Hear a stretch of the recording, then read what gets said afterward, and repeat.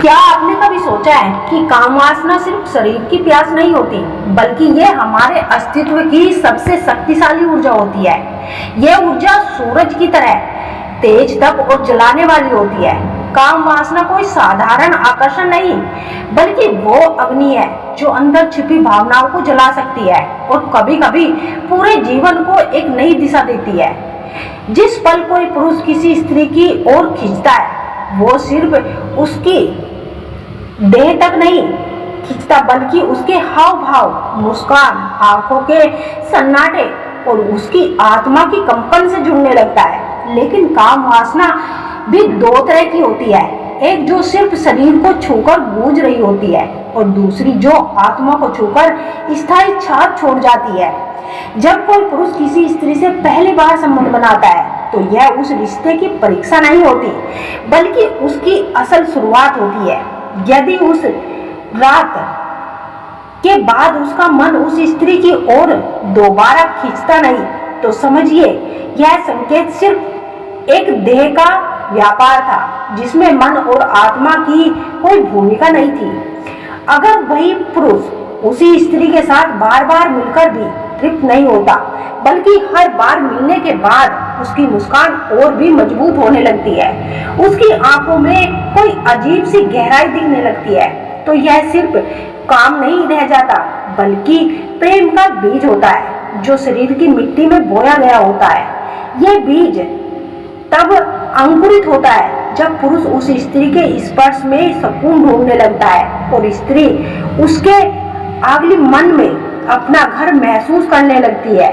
तब वह संभोग सिर्फ एक क्रिया नहीं रह जाता, वह एक साधना बन जाता है, जिसमें दो आत्माएं एक दूसरे को देह से नहीं बल्कि भावनाओं की गर्माहट से जुड़ जाती है। याद रखिए, काम वासना का केंद्र सूर्य होता है, लेकिन प्रेम का केंद्र चंद्रमा है। जब इन दोनों का संतुलन होता है, तभी शरीर और आत्मा का मिलन पूर्ण होता है। स्त्री कभी सिर्फ आकर्षण की वस्तु नहीं होती, वह एक दरवाजा होती है जिससे होकर पुरुष अपने भीतर के प्रेम, करुणा और संपूर्ण की यात्रा पर निकलता है। और जब स्त्री भी उसकी प्रवाह में बहने लगती है, तो वह सिर्फ देह से नहीं जुड़ती, बल्कि अपने जीवन, अपनी आंखों की गहराई और अपने आंचल की गर्माहट से उस पुरुष की आत्मा को छूने लगती है।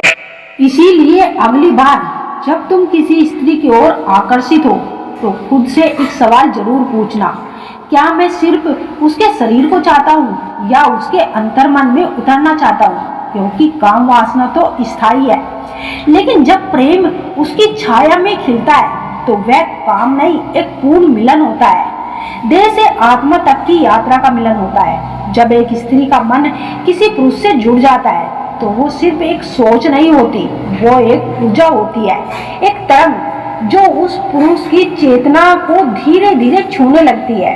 वो स्त्री सामने नहीं होती, मगर उसका ध्यान, उसकी भावना हर पल उस पुरुष की आत्मा को छू रही होती है।